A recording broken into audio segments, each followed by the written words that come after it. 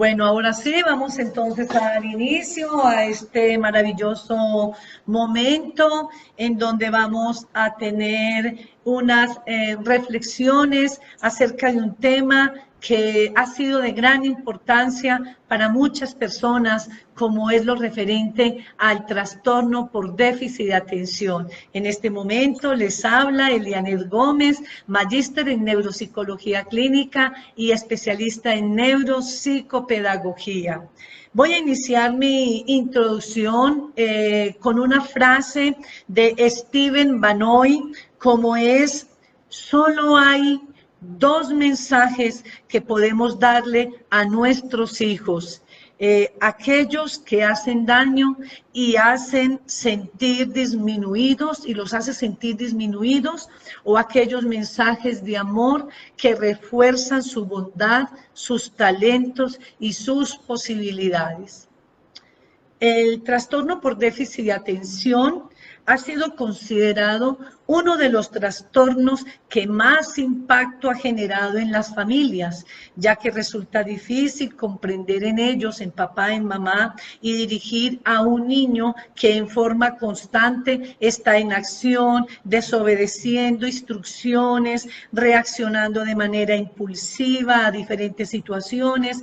Además se suman las dificultades atencionales, sus niveles de tolerancia a la frustración, los problemas escolares e interpersonales que son característicos de este tipo de trastorno. Por eso es entendible que vincularse sanamente con ellos pues no es una tarea fácil. Generalmente los padres de familia suelen tardar en identificar estas pautas de comportamiento como indicadores de un trastorno y suelen interpretarlas como el niño desobediente, el niño malcriado, el niño que lo consideran vago, el niño que es irresponsable. Pues en este sentido hay una percepción errónea unida a un sentimiento creciente de inhabilidad para dirigir a su hijo.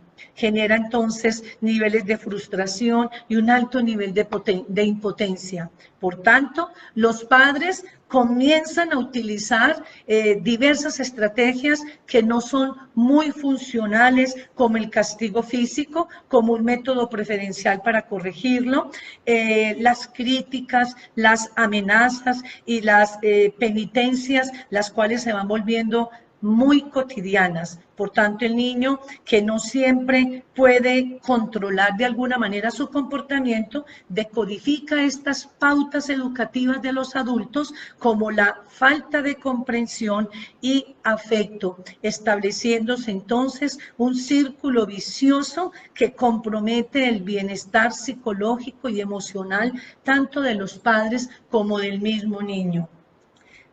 Anastopoulos, Smith y White observaron que muchos niños con trastorno por déficit de atención suelen experimentar sentimientos de fracaso, de incapacidad, de baja tolerancia a la frustración, altos niveles de desmotivación para aprender, síntomas depresivos, síntomas de ansiedad y un comportamiento en la mayoría de ellos o en muchos de ellos oposicionista desafiante. De igual modo, observaron que los padres suelen manifestar altos niveles de frustración, de tristeza, de impotencia, de culpa, un sentido pobre de competencia parental y al punto de afectárseles también su autoestima.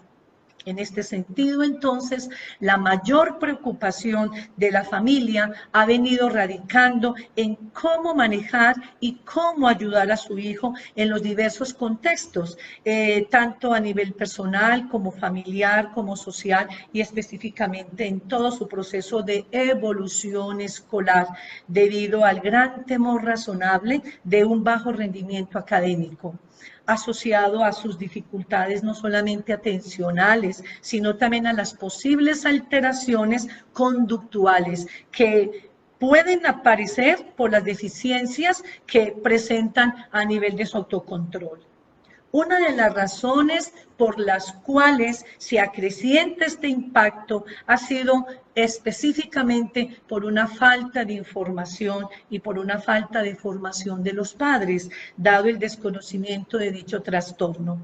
En virtud, la psicoeducación para padres en el trastorno por déficit de atención, pues ha emergido la necesidad clínica de dotar a las familias de una serie de herramientas que les permita ser obviamente mucho más proactivos en la comprensión, en el abordaje de las diferentes situaciones y en el tratamiento propiamente dicho del niño que padece un trastorno por déficit de atención.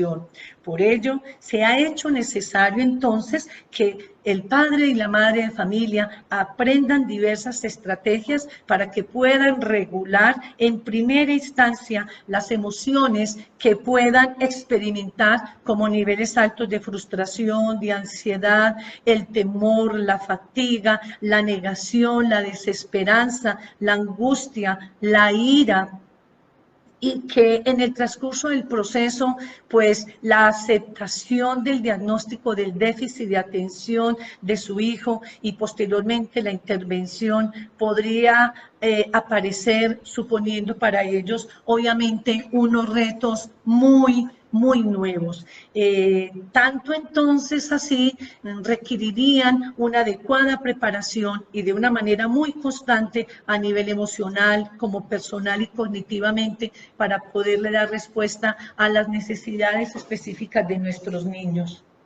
En este sentido, entonces, al reflexionar, ser padre de un hijo con trastorno por déficit de atención se puede considerar como un reto y requiere de mucha constancia, de una gran persistencia, de una gran paciencia y ante todo de mucho amor, de una gran dosis de amor.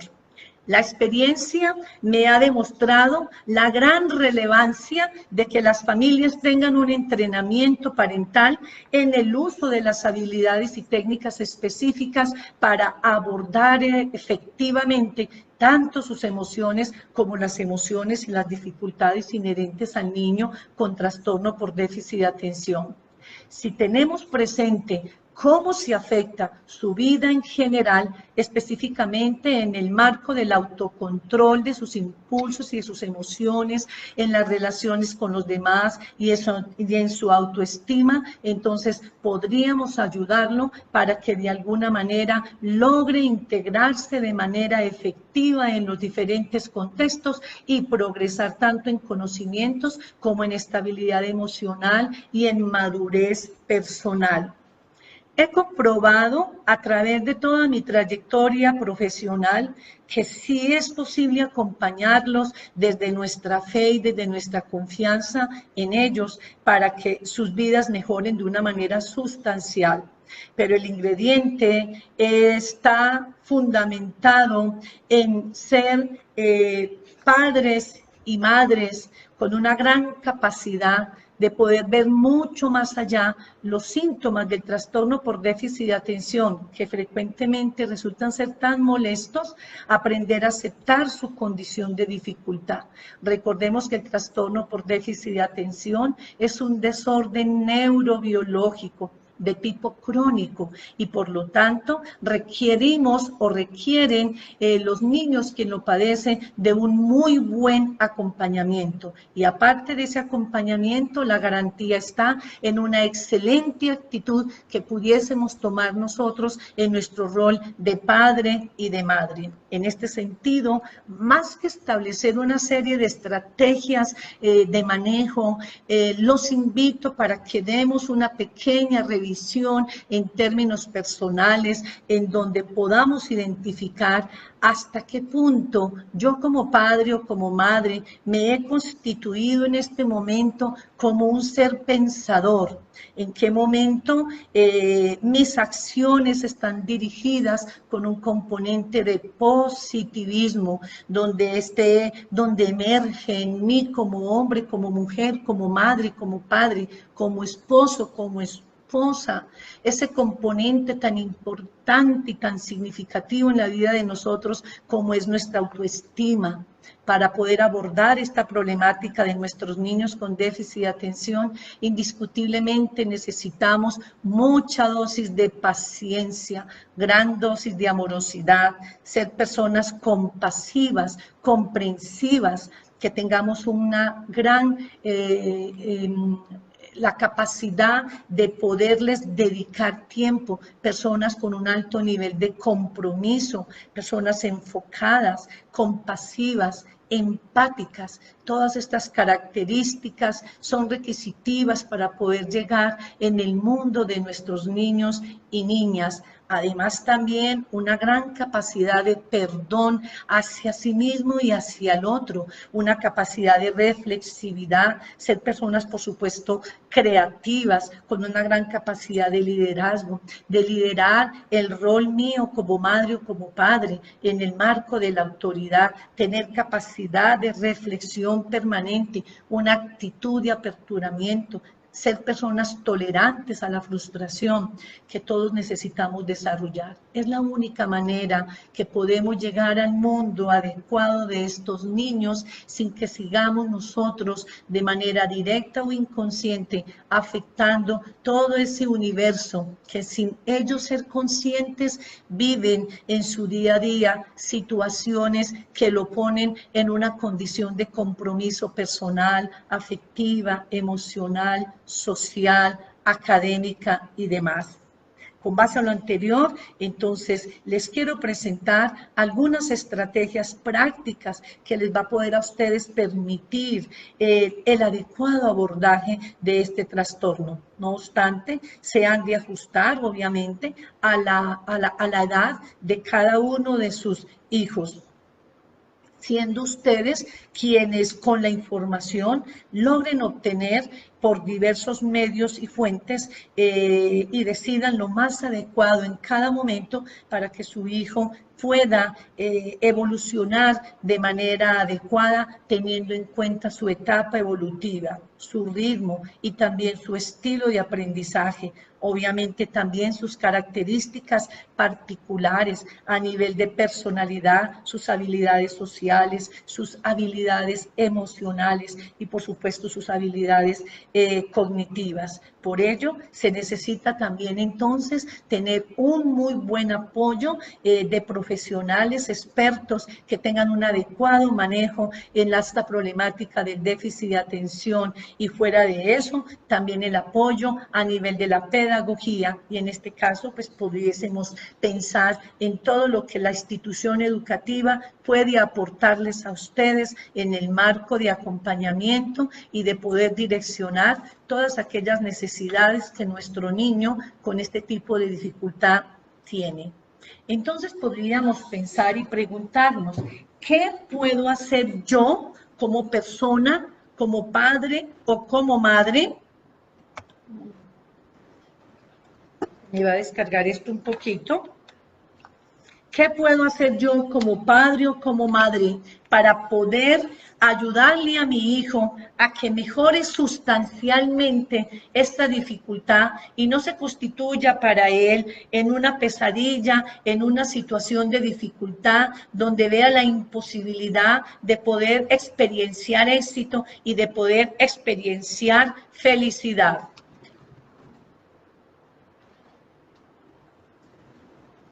En este sentido, los invito entonces para que tengamos en cuenta algunos aspectos, entre los cuales una de ellas es ser capaces de afrontar el diagnóstico cuando ha sido determinado por un profesional o un experto.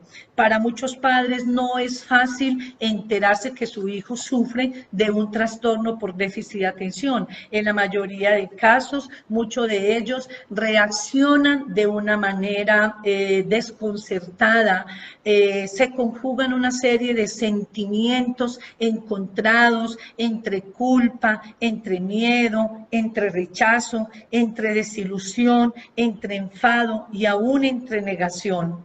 Para otros papás se constituye el identificar o el reconocer o el conocer el diagnóstico del déficit de atención en su hijo, en su hija, en un alivio, debido a que el hecho de enterarse de este diagnóstico, al ser identificado con trastorno por déficit de atención, lo consideran como un carácter de tipo genético y esto hace que de alguna manera se sientan menos culpables y menos incompetentes en cuanto a la educación de su hijo.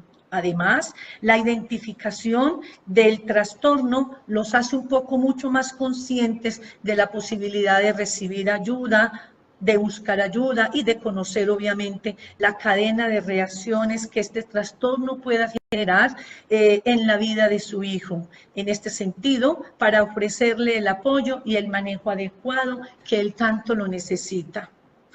Otra sugerencia que es muy importante, antes de abordar en primera instancia la necesidad de su hijo con déficit de atención, los invito para que exploremos en primera instancia cómo en mi rol de padre, en mi rol de madre, está mi autoestima. Hay una expresión de varios autores que dicen que nadie da de lo que no tiene. En ese sentido, no puedo incidir en el mundo afectivo de mi niño, no le puedo generar seguridad y ofrecer estrategias de afrontamiento para que él pueda enfrentar las vicisitudes que la vida le deviene, si desde la perspectiva de mi rol de madre o de mi rol o el rol de padre no tengo claramente identificado hasta qué punto hay un amor propio en mí que me permite hacer la reflexión en cuanto a quién soy yo, qué soy, cómo soy, qué quiero, para dónde voy. Estos interrogantes que son tan importantes, poderlos tener en cuenta, porque es la que de una u otra manera a mí como ser humano, en mi condición de mujer, de hombre, de madre, de padre, que es tan importante ese rol, me permita poder reafirmarme como ser humano, como persona que soy. Además, tener una gran claridad frente a los diversos roles que yo como persona estoy asumiendo.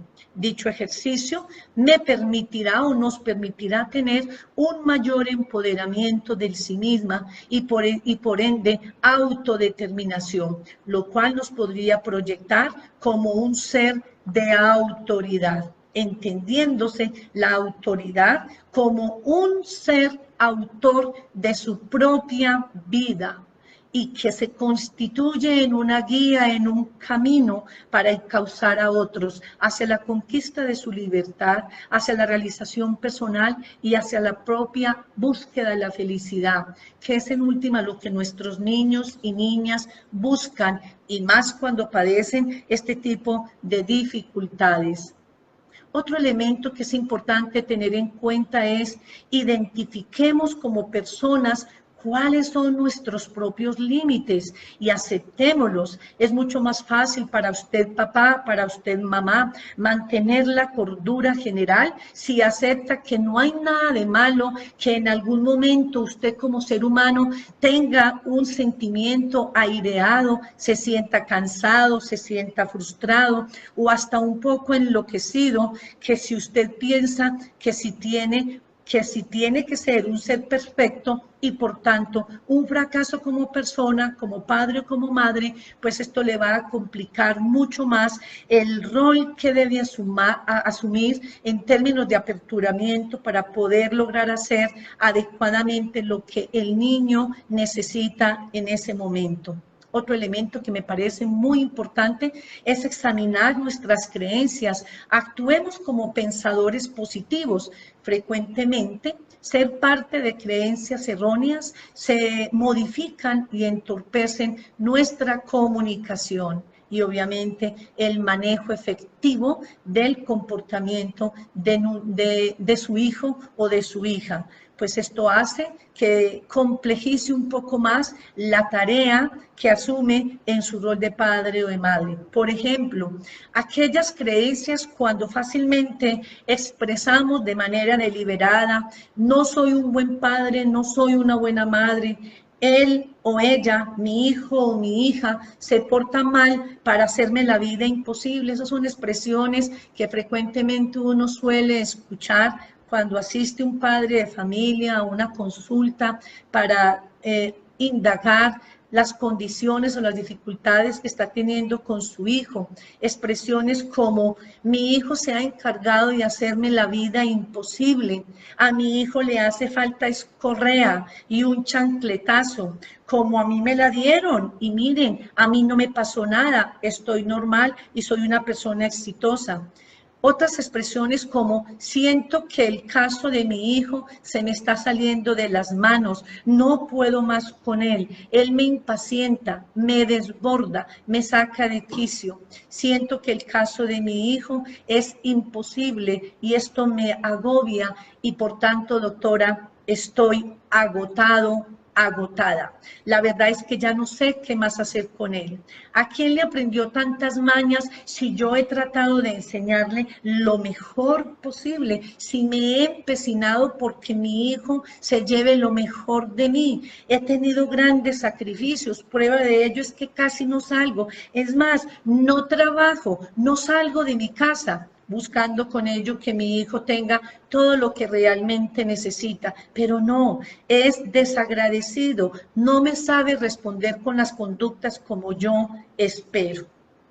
Estas expresiones y muchas más nos están dando muestra de que su niño, su niña, está presentando una diversidad de dificultades que al ser conjugadas pudiésemos estar hablando posiblemente de una gran dificultad como es el cuadro de un trastorno por déficit de atención y de hiperactividad. En este sentido, los invito entonces a que hagamos un proceso de construcción y no asumamos conductas de autoculpabilidad, ni sigamos sesgando desde nuestros pensamientos aquellas creencias distorsionadas que las acciones de nuestros hijos están asociadas en ellas, buscando en nosotros como padres o como madres un castigo o una venganza. Nuestros niños y nuestras niñas tienen corazones nobles y más este tipo de niños con déficit de atención, que si bien es cierto, se caracterizan por una serie de dificultades, también podemos decir que tienen grandes bondades. Entre las características positivas, la mayoría de ellos son niños amorosos, extraordinariamente sensibles, sensitivos, perceptivos, supremamente creativos, muy emotivos. Les encanta que se les reconozca, se les encanta que les refuercen las conductas cuando sienten que hacen un esfuerzo grande para lograr alcanzar aquella meta, aquel reto al cual se destinó a alcanzar. Ser un pensador positivo, papá, mamá, recuerde que si enviamos pensamientos positivos a nuestro cerebro, esos pensamientos se van a traspolar indiscutiblemente en acciones positivas y todo eso obviamente va a redundar en unos cambios comportamentales que de una u otra manera incidirán de manera positiva en el abordaje de la problemática de nuestro niño o niña con trastorno por déficit de atención. En este sentido, entonces, les recomiendo trabajar un poco más el sí mismo, donde logremos aceptar, primero que todo, la condición de nuestro niño con su diagnóstico. Se puede implementar también, obviamente, estrategias de forma consciente, consistente y consecuente. Además, también desarrollar expectativas realistas que logren tolerar mejor la frustración cuando se presente, dejándose entrever que no solamente usted es autoridad, sino que también se constituye en un camino, en una guía, en una inspiración para que su hijo se apoye en usted y logre encontrar verdaderamente el sentido a la vida y a su existir. Son niños supremamente sensibles, permanentemente están enfrentando situaciones de desacierto, de frustración, frustración, en algunas ocasiones se consideran el hazmerreír o en su defecto, asumen una serie de patrones comportamentales para llamar la atención, buscando con ello el sentirse importantes, el ser reconocidos. Por eso, mamá y papá, los invito entonces a que proyectemos mucha motivación y hagamos y tengamos gran entusiasmo por nuestra labor de educar.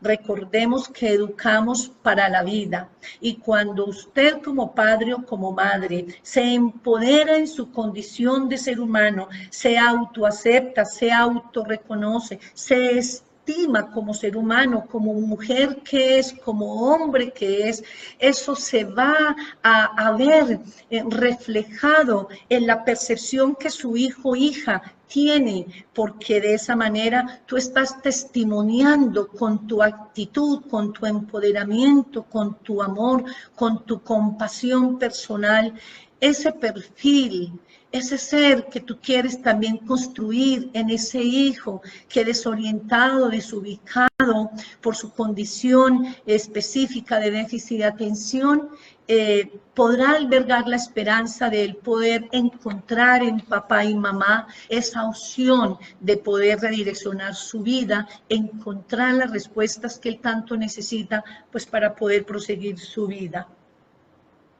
Un buen padre, una buena madre debe descubrir las posibilidades, cualquiera que sean aquellos obstáculos, para crear en su hijo, óigame bien, la esperanza de ser un ser exitoso, un ser amado, un ser respetado, un ser comprendido y ante todo que el niño o niña descubra, aún el adolescente, que puede ser feliz. Lo fundamental, querido papá y mamá, óiganmelo bien, es aprender a creer en él. Y dentro de nuestro lenguaje asertivo, con frecuencia debemos decirle, hijo, hija, joven, yo creo en ti. Palabras mágicas que ustedes no se alcancen a imaginar el valor afectivo y emocional que tiene para un niño o una niña que ha venido enfrentando situaciones frecuentes de frustración y de desaciertos, que su propio padre, que es tan representativo en su vida afectiva, y su propia madre, pueda ser capaz de decirle, hijo, hija, creo en ti, cuenta conmigo, estoy para ayudarte. Esas palabras tan alentadoras en un niño en esas condiciones le avivará el ánimo, le avivará la motivación y lo enrutará a buscar estrategias para dejarse direccionar y poder seguir construyendo su proyecto de vida en medio de la conquista de aciertos. Otro elemento muy importante, aprendamos a manejar la paciencia. La dosis personal, paciencia, paciencia, paciencia. Y detrás de la paciencia, persistencia, persistencia. Y detrás de ello, fe en su hijo, fe en su hija, fe en su adolescente. Es lo único que podemos hacer. Cuando nosotros le inyectamos esa impronta de seguridad, de fuerza, de energía, de credibilidad a nuestro hijo, bajo las condiciones en que se encuentra, pues déjenme decirles, queridos papás y mamás, que ya estamos abonando un camino cuyos nutridores, que están fundamentados en el amor y en el afecto, en el respeto, en la aceptación y en la admiración, será el abrebocas para que su hijo y su hija se docilite en el caso que sea un oposicionista desafiante o en el caso que tenga un trastorno de conducta o en el caso que tenga un componente de depresión, de ansiedad, de una autoestima baja, en fin.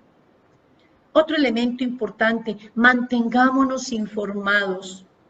El universo de la lectura es un gran amigo, porque cada uno de esos sabios que han destinado su vida a escribir sus letras marcadas en un papel, quiere decir que esboza desde su experiencia, desde su sabiduría, grandes conocimientos que nos pueden permitir a nosotros unas grandes luces para poder encontrar caminos, estrategias, alternativas de mejoramiento para ser mejor mamá, mejor papá y poder llegar más fácilmente al mundo de mi niño con déficit de atención. Mantengamos una actitud de perseverancia, de apoyo. Busquemos el apoyo de la pareja. Si tiene pareja, establezcan comunicación permanente. No hablemos en términos peyorativos, negativos en presencia del niño y mucho menos hablemos mal de él cuando están en visitas o cuando él está con familiares o con amigos, pues de esta manera ridiculizamos su ser y empezamos a ahondarle profundamente su autoestima, menoscabándole la posibilidad de él poder seguir surgiendo. Involucremos más a la familia y a la pareja. El acompañamiento a su hijo con déficit de atención es mucho más afectivo si ambos cónyuges están implicados a la hora de ayudarlo, bien sea con las tareas escolares o con los ejercicios especiales en caso de que asista en algún tipo de tratamiento multidisciplinario. Es fundamental que diseñen juntos un programa de actividades donde se devele consensos, es decir, se tenga un manejo de comunicación asertiva, ambos muy alineados y puedan tener un contacto directo con el niño a la hora de ponerlo en práctica. Involúcrese en el trabajo que realizan los profesionales en el área de la salud. No le dejemos esa tarea solos a los profesionales, puesto que es una gran responsabilidad la que nosotros tenemos de ir entendiendo el universo particular de cada uno de estos niños con tantas particularidades, con tantas características tan diversas. Cuando se hace un trabajo en equipo, hay credibilidad por parte de mamá y papá para con el tratamiento multidisciplinario. Y si a eso se le suma el acompañamiento y el aperturamiento que también tenemos con el apoyo en el contexto escolar, pues un trabajo en equipo indiscutiblemente tiene mejores resultados a cuando optamos por tomar la decisión de asumir actitudes de manera deliberada y unilateral. Pienso que frente a esta problemática de nuestros niños, el trabajo en equipo es mucho más bondadoso. Al ofrecerle a usted apoyo al colegio, automáticamente el colegio también le ofrece todo ese apoyo. Por lo tanto, le sugiero, hable con su maestro, con el maestro de su niño y de su niña, explíquele bien las características que tiene su hijo, descríbale a su maestro el temperamento que tiene su niño, sus habilidades, cuáles son los buenos y los malos hábitos. De esta forma evitará el maestro equivocarse y se va a constituir en un mediador potencial de apoyo para poder seguir construyendo ese proyecto de vida que bajo nuestra responsabilidad está sacarlo adelante, el niño, la niña. Hay una frase de un autor anónimo que me encanta y siempre la manejo en mis conferencias, muy alusivas a este tema del déficit de atención, e inclusive también la aplico bajo otras condiciones diferentes a esta dificultad. Escuchémosla bien para que la tengamos muy presente. Entre más crítica recibe, más fracasa. Entre más fracasa, menos trata a mi hijo. Hasta que un día deja él, ella de tratar y llega a cumplir lo que todos fomentaban y él mismo reafirmaba: su fracaso. Mucho cuidado, papá, mamá, con utilizar un lenguaje poco asertivo. Ofrezcámosle a nuestros niños una instrucción asertiva. Utilicemos un lenguaje pluralista. Trate a su hijo de la manera como a usted le gusta que él o ella lo tratase, en forma clara. Háblele de manera contundente, solicítele que le mire a los ojos, con fines de establecer un mayor nivel de empatía con él, también dejándole entrever que en este momento que estoy estableciendo contacto contigo, quiero entenderte, quiero comprenderte, me quiero meter en tu mundo para poder apoyarte, alivianar tu dolor, tu soledad, tu angustia, tu desasosiego.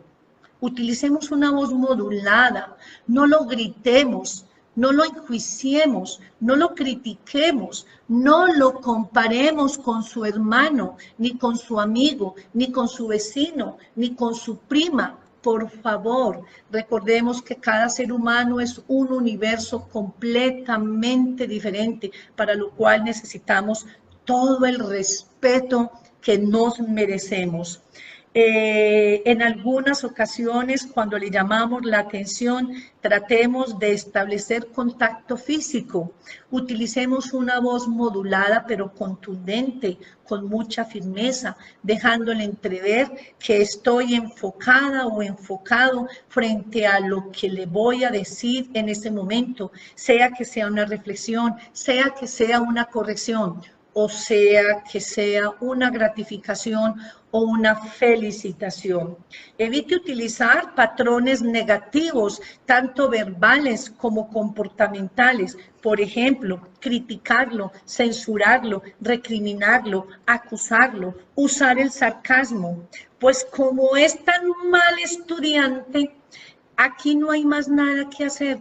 Por favor, papá y mamá, tengamos compasión, seamos personas compasivas, pongámonos en el lugar de la situación de su niño y de su niña.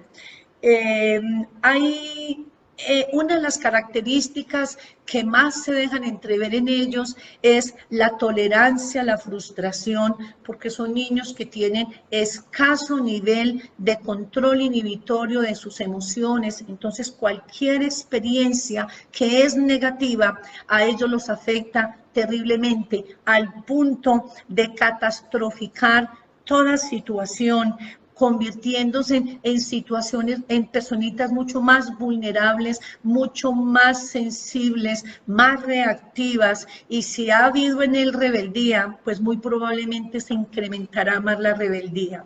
Entonces la rebeldía no se corrige con gritos y mucho menos con castigo físico, con confrontaciones ni con ridiculizaciones. La rebeldía se corrige con un lenguaje proactivo, contundente, con una mirada de respeto, permitiéndole al niño que exprese sus sentimientos y sus emociones. Compartamos con él esos sentimientos y esas emociones, permitámosle que exprese sus emociones, escuchémosle, no lo cuestionemos en términos negativos, pero sí replanteémosle otras opciones y permitámosle que dentro de su reflexividad él o ella haga opciones y propuestas alternativas para solucionar X o Y situación. Enseñémosle a los niños a que descubran sus propias habilidades. Por eso es tan importante que, aparte de la actividad académica, también lo podamos vincular en algunas actividades extracurriculares, identificando los talentos que ellos tienen. La mayoría de estos niños son supremamente talentosos. En su defecto, muchos son kinestésicos. El deporte resulta ser para ellos potencialmente bondadoso. El deporte, cualquiera que ellos elijan sería maravilloso, porque detrás de él no solamente le ayudamos a que desarrolle una disciplina, sino que también revierta un tiempo para que tome conciencia de su corporeidad, que tome conciencia del gran valor que tiene su cuerpo, ese universo que se constituye para él en el hacedor de acciones. Por eso tan importante dentro de ese ejercicio enfatizar también en ellos una adecuada posición postural. Está comprobado científicamente que cuando los niños asumen una adecuada posición postural, pues automáticamente el cerebro hace una reorganización neurológica que le permite incrementar los niveles de activación en las áreas de atención, concentración y de motivación. La posición postural, cuando se sientan, debe ser en una postura aproximadamente en 4, donde se le haga tomar conciencia al niño que su columna vertebral siempre debe ir de alguna manera muy derecha. No le admitamos que se sienten en la cama tirados de barriguitas, comiendo la comida o el almuerzo. Seamos muy claros y muy específicos con las normas. Cuando simplemente una norma, tratemos en la medida de las posibilidades de darla una a una. Este tipo de niños no logra hacer una adecuada asimilación de varias pautas normativas. Además, que hay que dárselas muy puntuales, muy concretas y absolutamente claras. Fuera de eso, permitirle que él o ella repita la instrucción para que usted, mamá o papá, se cerciore que la instrucción que le dio fue correcta y que fue comprendida por él o por ella para que finalmente pueda ejecutar la acción. Muchas veces incurrimos en el error de que damos varias normas y fuera de eso se adiciona la cantaleta y la amenaza asociada. Obviamente un niño en esas condiciones, y más los que tienen déficit de atención, difícilmente hacen la asociación, la selección y la ejecución de dicho comportamiento. Evite en los niños la táctica a toda hora de preguntar, casi que anticipándonos de manera negativa que eres un fracaso. Por ejemplo, debemos establecer cuando el niño o la niña llega a su casa, evitemos a toda costa hacerle preguntas que casi que nosotros le anticipamos lo que supuestamente le pudo haber acontecido al interior del colegio. Preguntas como, ¿te comiste la lonchera? Hoy no me mandaron la nota de la profesora. ¿Cuántos rojos me trajiste? Muy probablemente trajiste el cuaderno atrasado. No es nada raro en ti. ¿Ganaste la evaluación de matemáticas o te sacaste un 1? ¿Te castigaron hoy? ¿Cuántas veces te mandaron donde la coordinadora? Papá, mamá. Ese tipo de interrogantes que se constituyen un saludo punitivo, no afectivo, no surge ninguna función efectiva en el mundo de un niño. Entonces muchos papás me dicen, doctora, yo le pregunto y simplemente él pasa desapercibido y dice, no sé. El niño no sabe qué contestar. Recibámoslo con un abrazo, recibámoslo con una frase efusiva. Qué alegría, hijo, volverte a tener a casa. Descansa. ¿Qué quieres tomar? ¿Estás sofocado? Cámbiate de uniforme. Aceptémoslo, recibámoslo con un abrazo, si tenemos el privilegio de que cuando llegue a casa, él pueda finalmente ver a mamá o a papá, recibirlo con gran afecto. Procure por establecer una excelente relación con los niños. No sé hasta qué punto y por qué en muchas ocasiones nos declaramos enemigos de nuestros niños y terminamos siendo los antagonistas mayores de nuestro niño, de nuestra niña, cuando el efecto debería ser contrario, de amor, de respeto, de compasión, de comprensión, de solidaridad, obviamente de respeto y auténticamente de autoridad. Como estas estrategias, habrán muchas más, pero ya se nos está agotando el tiempo. Voy a dar algunos pequeños espacios para que quienes quieran hacer alguna pregunta alusiva al tema que hemos manejado en el día de hoy, lo puedan hacer. ¿Alguna pregunta?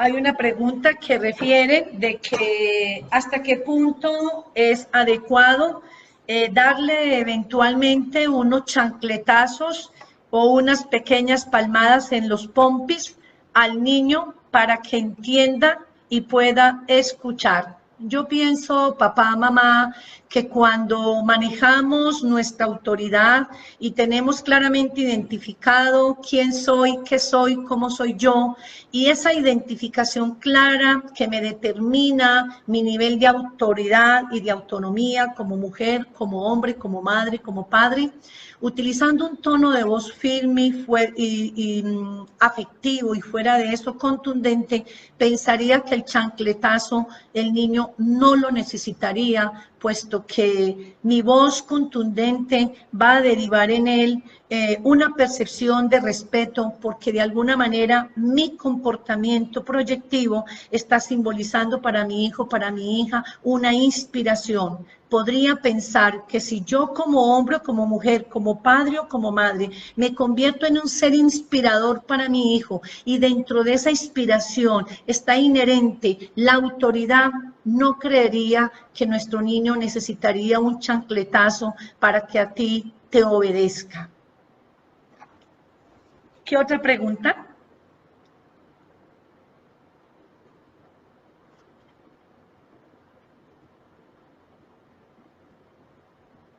¿Qué otra pregunta? Es necesario que a los niños se les suministre Ritalina para lograr controlarle el comportamiento. A ver, el medicamento es considerado una de las estrategias alternativas para manejar, para tratar al niño con un trastorno por déficit de atención. No todos los niños que están diagnosticados con trastorno por déficit de atención requieren medicación. En algunos casos es requisitivo.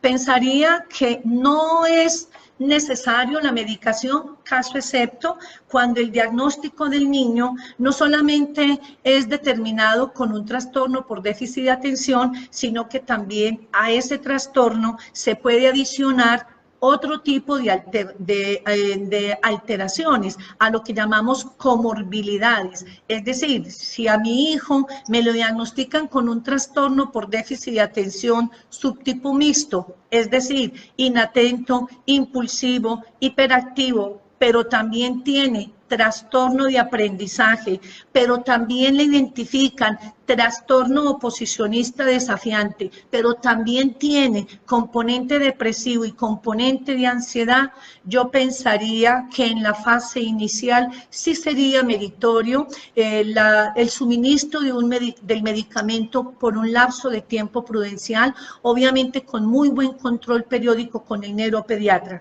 pero es requisitivo en primera instancia que así tome la medicación. Este niño necesita con urgencia una intervención con profesionales de tipo interdisciplinario, es decir, neuropsicología, psicología, fonoaudiología, terapia ocupacional, si es requisitivo la intervención de todos estos profesionales. y si es el caso que tenga que consumir el medicamento, pues controles periódicos con el neuropediatra cuando él así lo estime conveniente.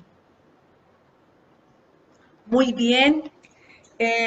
Muy complacida de haber estado con ustedes compartiendo estas reflexiones. Visítenos en nuestra página web www.sercrecer.co. Nos encuentra también en Facebook, en Instagram. Y este videíto, quien no lo logró ver por completo, lo vamos a subir también en YouTube. Me encanta haber compartido con ustedes. Nos vemos en otra próxima oportunidad.